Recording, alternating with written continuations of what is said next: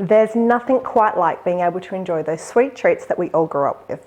But going gluten-free often means we have to miss out. Today though, I'm going to show you just how easy it is to make gluten-free melting moments that taste just like the ones Grandma used to make. Better yet, they only contain 5 ingredients and I bet you've already got them in your pantry. For all of the tastiest and easiest gluten-free recipes, tips and tricks, be sure to subscribe to my channel and hit that bell to be notified when I post a new recipe every Wednesday.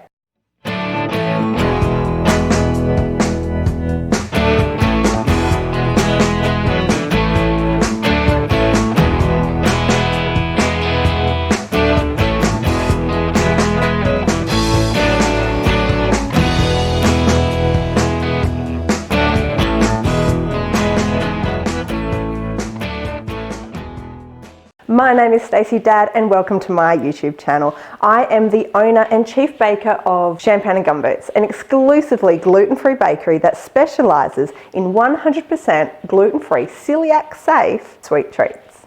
I had the pleasure of helping thousands of people with their celebrations and everyday need of cake, and now I'm sharing all of my gluten-free baking secrets with you.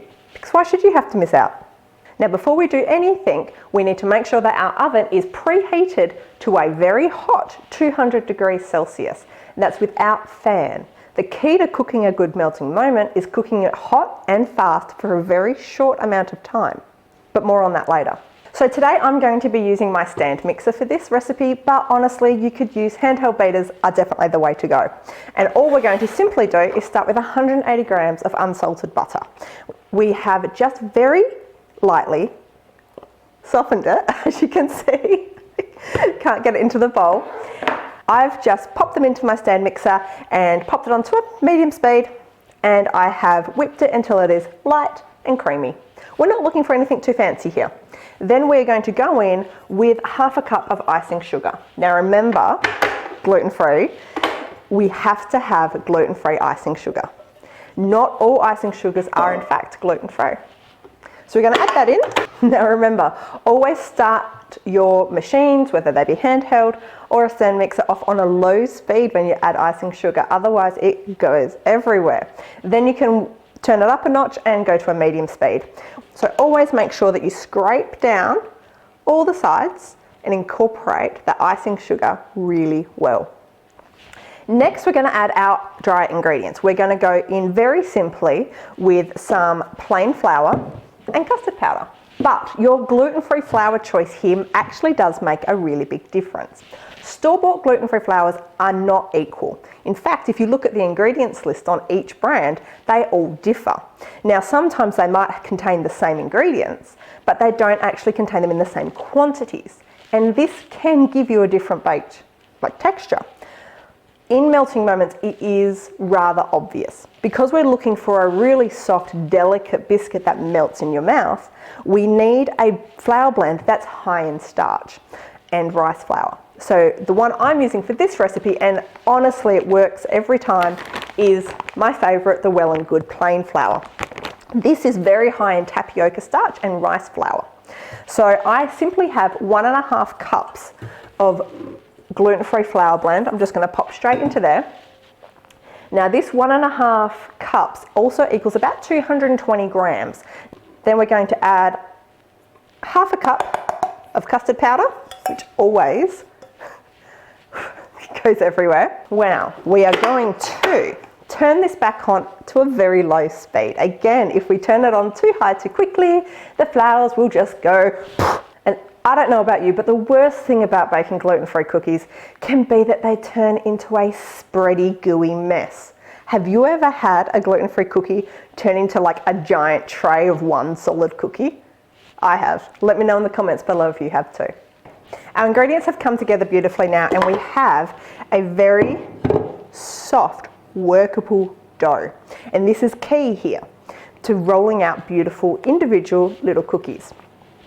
Now, I like to cook on a reusable baking sheet. Not everyone likes to do this because it does change the way and generally how fast your cookies actually take to cook.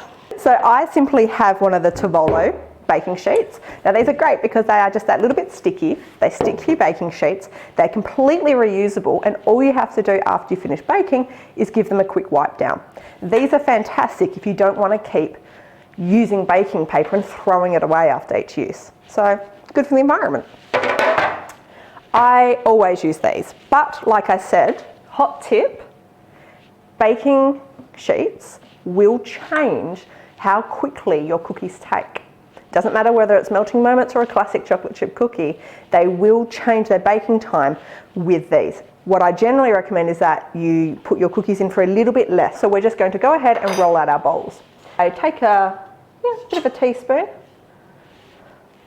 of dough and just roll it around.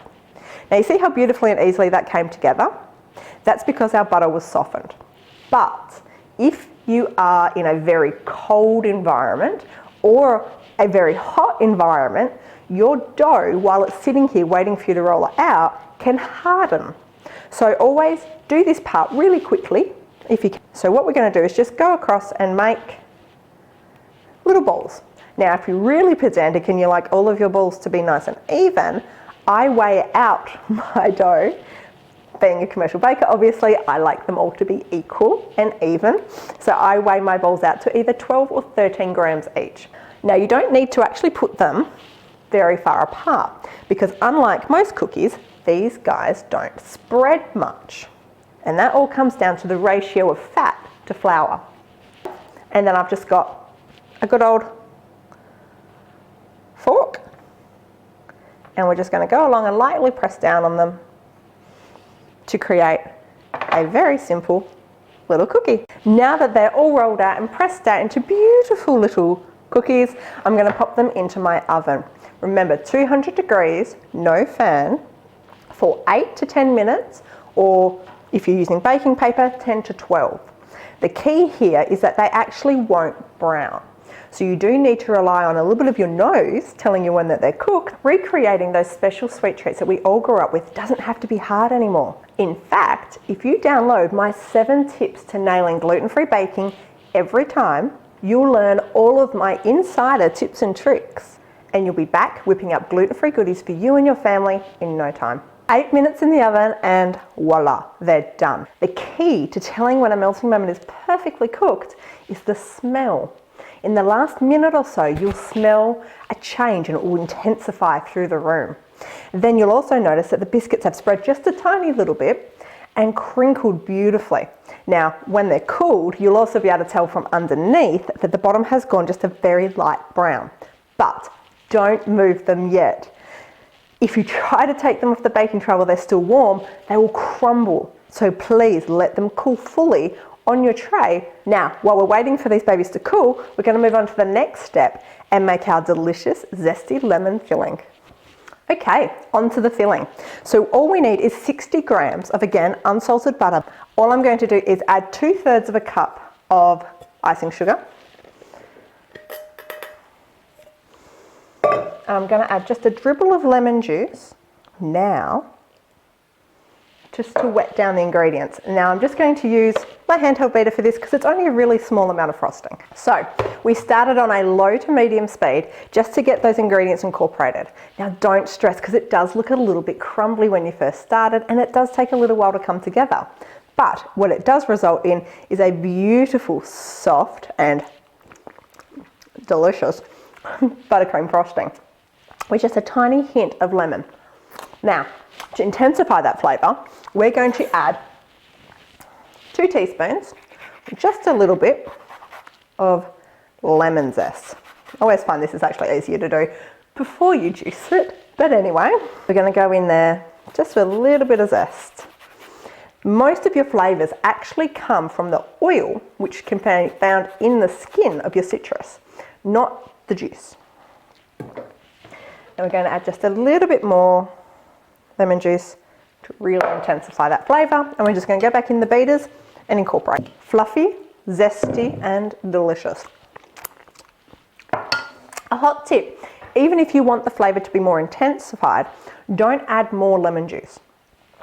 Lemon juice is acidic and butter is, well, fat. When you add the two together in too high a quantity, the lemon juice will break down the fat and it will start to curdle your buttercream. So always go very lightly. If you want more flavour, add a little bit more zest. And there we have it, our beautiful buttercream, which I'm just going to set aside until our biscuits are fully cooled. Don't try and ice them, even if they're a little bit warm still, because you'll melt your buttercream. And then it'll just be a gooey mess. Now, I've always wanted to say this. Here's some I prepared earlier. No, okay, I'm lying. They're the same batch we made before, but they've cooled fully now, and I have gone through and matched them up as best I can to equal sizes. Now, so what I've done is I've laid them out rows because I like things in order, and I have just flipped one on each side. And what we're going to do is take our buttercream icing and we're going to pipe a little swirl onto half of the biscuits. Then the other one is going to go on top, and we're going to have a beautiful, perfect little lemon zesty melting moment sandwich.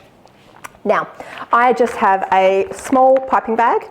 I've used a disposable one just because they're easy, and I've popped in a Wilton 1M tip. You can use whatever you like. Honestly, if you don't want a pipe and you're not that creative, grab a spoon, just smear a little on each cookie, you'll be fine. But I like them to be pretty. So I'm just going to take my buttercream into my piping bag. Piping is a skill, it comes with time. A lot of people often ask me how I get mine so pretty, and honestly, a couple of years ago, they weren't pretty.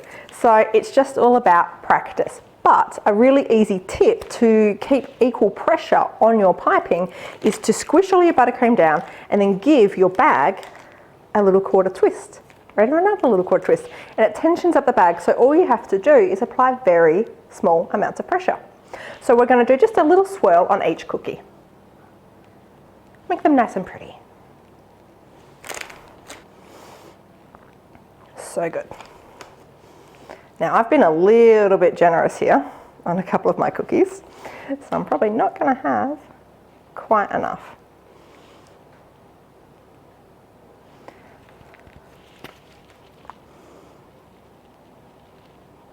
There we go, rough enough. All right, and then we're just going to take our little biscuit lid, give it a little smudge on top.